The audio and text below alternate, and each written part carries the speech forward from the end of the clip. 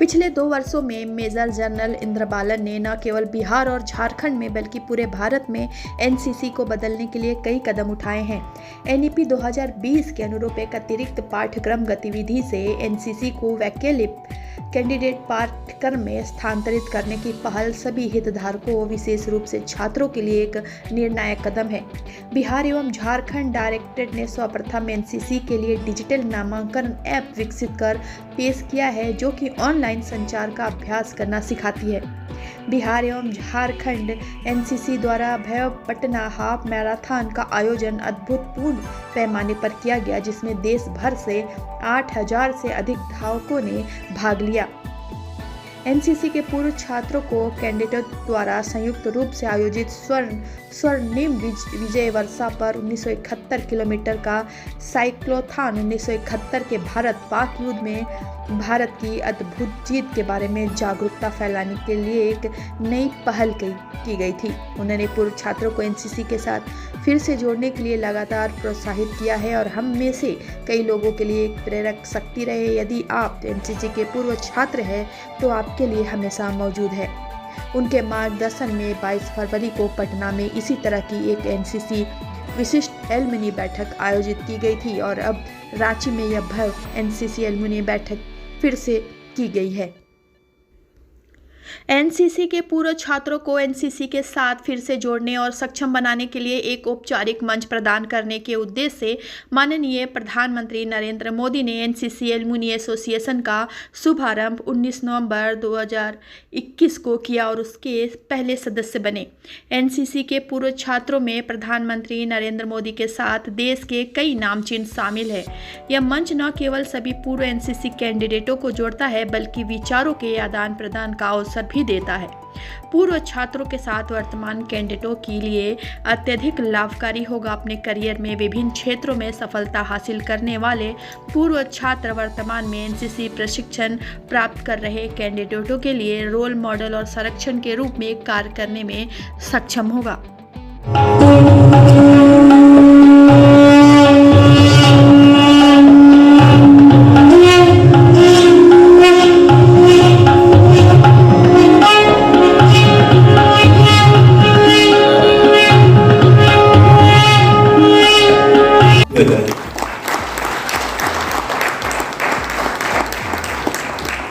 मैं तो कहता हूं कि स्कूलों में भी कंपलसरी करना चाहिए कि पहला बच्चे का जो गुरु होता है वो माँ बाप होते हैं, दूसरा स्कूल में शिक्षक होता है। हमें प्राइमरी की बुनियाद को भी हमको मजबूत करना होगा और स्कूल को भी मजबूत करना पड़ेगा। और बच्चों में जो आजकल ये मोबाइल की प्रथा चली है, इसको भी हमको अपने बच्चों को समझाना चाहिए। अभी पिछले हफ्ता में समाचार पत्र में पढ़ा कि एक लड़की मोबाइल में गेम खेल रही थी, उसकी मां ने उसको मना किया। लड़की ने अपने मां का हत्या कर दी। अब सोचिए कि बच्ची भी अगर मां की हत्या करने पर उतारू हो जाए तो किसके कंट्रोल में रहेगी?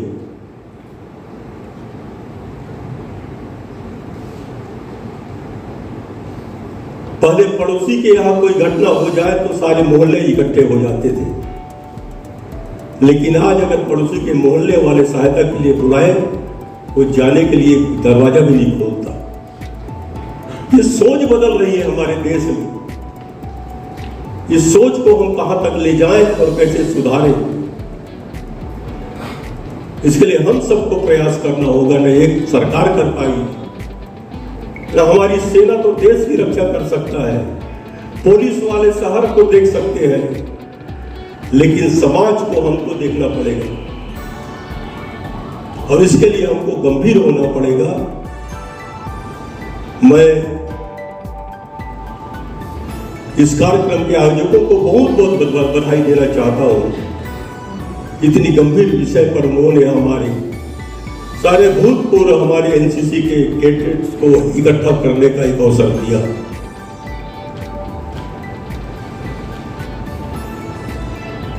कि झारखंड में जितने भी अगर एनसीसी के कैडेट स्कूल के हो चाहे कॉलेज के हो, मैं चाहता हूं कि एक डिक्शनरी बनना चाहिए, सबका एड्रेस और फोन नंबर रहे।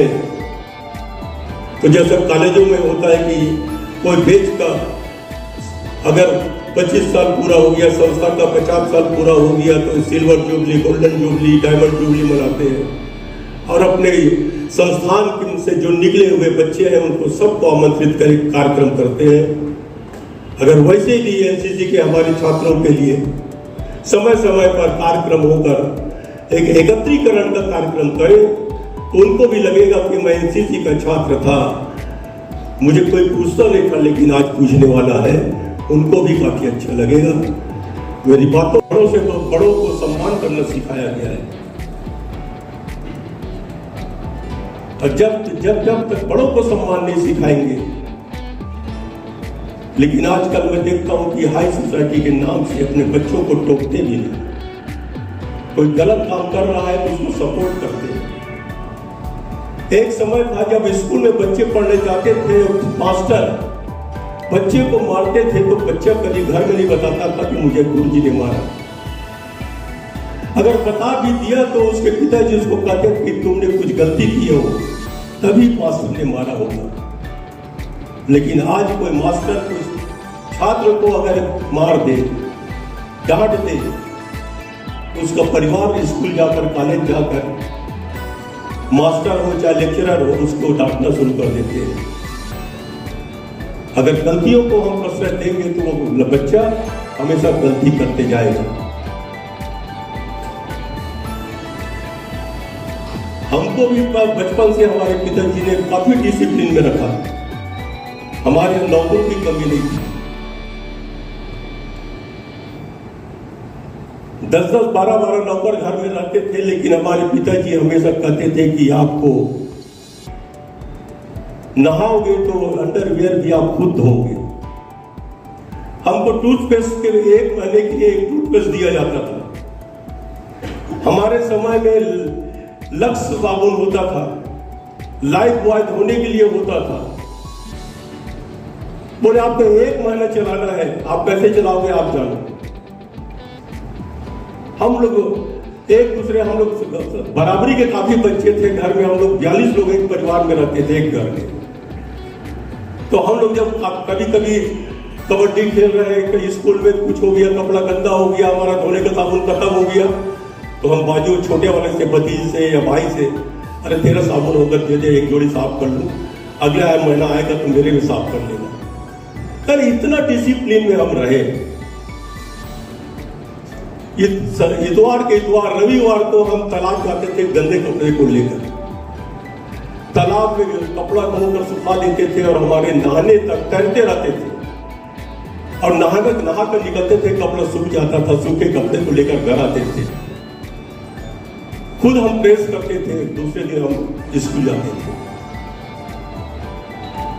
अब तो बच्चा अगर नहाएगा तो बाथरूम में गीला अंडरवियर छोड़ेगा। पानी पीना हो तो कभी अपने उठकर पानी नहीं, एक गिलास पानी नहीं पिएगा, आज ऑर्डर चाहिए। ये छोटी छोटी बातें हैं जो हम अपने बच्चों को अगर डिसिप्लिन के मामले में न सिखाए, राष्ट्रभक्ति के बारे में सिखाए। और सबसे बड़ी बात है कि मैं यहाँ तो झारखंड आने के बाद जब मैं समाचार पढ़ता हूँ, मुझे काफी दुख होता है कि समाचार पत्र में एक भी दिन ऐसा ना होगा जहां कोई मर्डर हो, रेप हो, चोरी हो, छिनताई हो। हम कहां जा रहे हैं?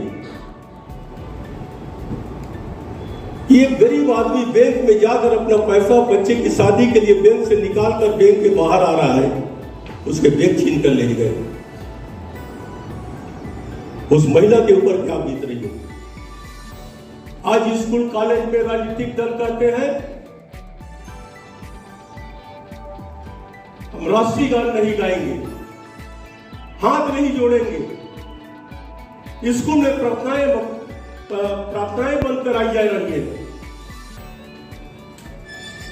आज हम किस ओर जा रहे हैं? स्कूल और कॉलेज में एनसीसी एक माध्यम है विद्यार्थियों को देश सेवा के बारे में जानकारी देने का, अनुशासन सिखाने का। अगर जिस व्यक्ति में अनुशासन ना हो, देशभक्ति का जज्बा ना हो, वो आदमी आगे नहीं बढ़ सकता। मैं हमेशा कहता हूं कि कोई अगर किसी क्षेत्र में माहिर हो, कोई आर्टिस्ट हो, कोई पेंटर हो, कोई मूर्ति बनाने वाला हो, कोई कलाकार, क्रिमिनल नहीं हो सकता। लेकिन आज जमाने की बदलाव को देखते हुए हमें लगता है कि पहले हम अपने घर से शुरू करें। क्या हम अपने बच्चे को राष्ट्रीयता की भावना हम दे पा रहे हैं? आज बच्चे देर रात आ रहे हैं घर में, सुबह 11 बजे 12 बजे उठ रहे हैं, मोबाइल लिए बैठे हैं, कंप्यूटर में बैठे हैं, लैपटॉप में बैठे हैं। आज फिजिकल किसी बच्चे में नहीं। आज छोटे छोटे बच्चों के आंख में देखो तो मोटे चश्मे लग रहे हैं, बैक पेन हो रहा है, रीढ़ की हड्डी दर्द हो रही है।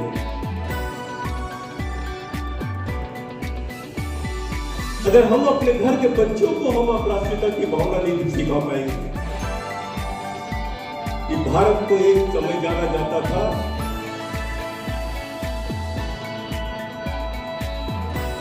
कि सामूहिक परिवार के, संयुक्त परिवार के नाम से अपने देश को जाना जाता था। अगर घर में 4 भाई हैं तो चारों भाई एक साथ, चारों भाभियां एक साथ, चारों बच्चे चारों के साथ रहे बच्चे एक घर में, और एक वातावरण होता था कि सब रात को एक साथ खाना खाएंगे, और एक साथ रात को खाना खाते समय उन जो चर्चा करते थे वो बच्चों को असर करता था। लेकिन आज शादी हुई, बेटा अलग हो गया, पढ़ लिए, विदेश चले गए, बूढ़े मां भी बातें हुई। और मुझे गर्व है कि मैं ये एनसीसी को रहा हूं।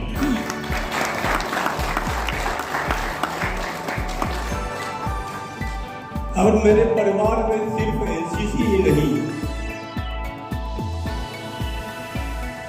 कि 3 लोग सी सर्टिफिकेट है, 2 मेरे रिश्तेदार की सर्टिफिकेट है, और हम लोगों ने काफी काम किया एनसीसी के लिए। और एनसीसी के साथ साथ हमारे कजिन ब्रदर आर्मी में कर्नल, अभी रिटायर हो गए, मेडिकल में थे, वो सर्जन थे, उनका लड़का भी मिलिट्री में मेजर था।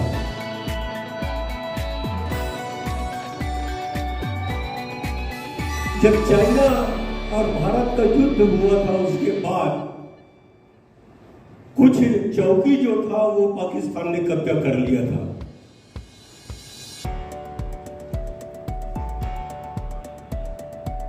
जो बड़े भैया हमारे कर्नल थे उनके लड़के मेजर सियाचिन बॉर्डर में की पोस्टिंग थी, और उन्हें कोई एक ग्रुप बनाया गया जिसका ग्रुप का लीडर बनाकर उन्होंने जो चौकी को पाकिस्तान ने कब्जा किया था उसको आजाद कराने की जिम्मेदारी दी गई थी। पाकिस्तान का जो चौकी था वो काफी ऊंचा था, इन लोग नीचे में थे, रस्सी फेंककर ऊपर चढ़ने की कोशिश कर रहे थे और चढ़ भी गए थे। लेकिन अचानक पाकिस्तान के सैनिक 3 जवानों के सर में गोली मारी, भतीजा हमारा शहीद हो गया। बॉडी हमको 15 दिन तक नहीं मिला। 15 दिन के बाद तो फिर रायपुर चला गया जम्मू से। फिर बाद में भैया का फोन आया कि बॉडी मिल गई है, लेकिन बॉडी घर लाने लायक नहीं है, इसलिए मैं नहीं ला पाऊंगा। और उसका खूनी फाट कर वापस आया। अभी मेरा एक पोता का मेजर है, जम्मू कश्मीर में पोस्टिंग है, बहू भी मेजर है। एक सर्चिंग के दौरान अभी 8 महीना पहले लैंड माइन में उसका